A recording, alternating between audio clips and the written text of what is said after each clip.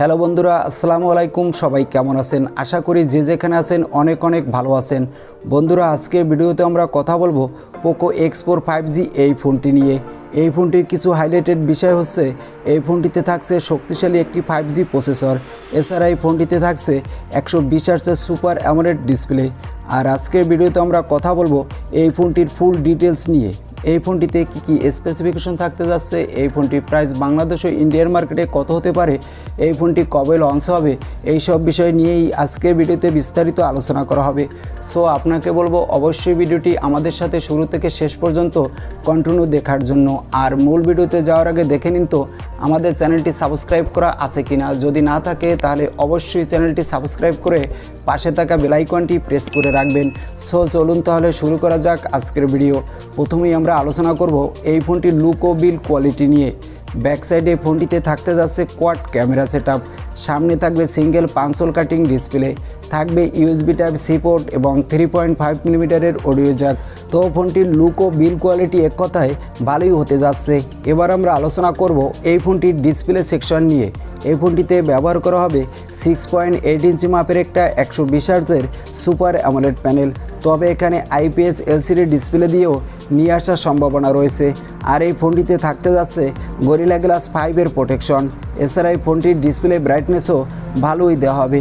তো ডিসপ্লেটা দেখতে আমাদের চোখে যেমন ভালো লাগবে, সানলাইটও তেমনি ভালোই পারফরমেন্স পাওয়া যাবে বলে আশা করা হচ্ছে। তো ফোনটির ডিসপ্লে কোয়ালিটিও আমার কাছে ভালোই লেগেছে। এবার আমরা আলোচনা করব এই ফোনটির ক্যামেরা সেকশন নিয়ে।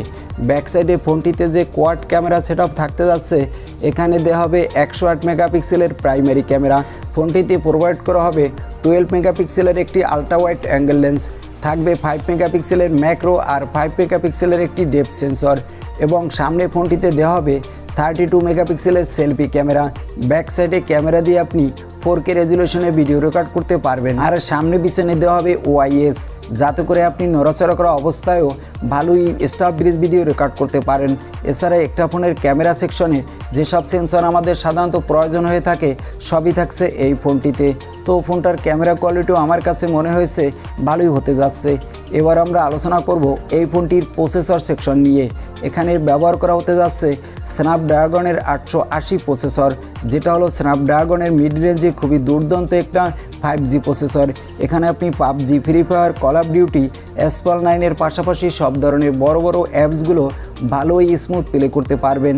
আর এই ফোনটিতে আউট অফ দ্য বক্স থাকতে যাচ্ছে অ্যান্ড্রয়েড 11, দেওয়া হবে ডুয়েল সিম কার্ড স্লট, সাথে থাকছে একটা এক্সট্রা মেমোরি কার্ড স্লট, যার ফলে আপনি আপনার ইচ্ছে মতো ফোনের স্টোরেজটাও বাড়িয়ে নিতে পারবেন।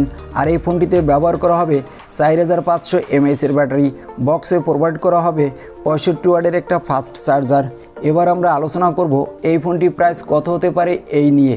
এই ফোনটির প্রাইস হবে ইন্ডিয়ান মার্কেটে 20 থেকে 22,000 রুপির আশেপাশে, আর বাংলাদেশে মার্কেটে পাওয়া যাবে 25,000 টাকায়।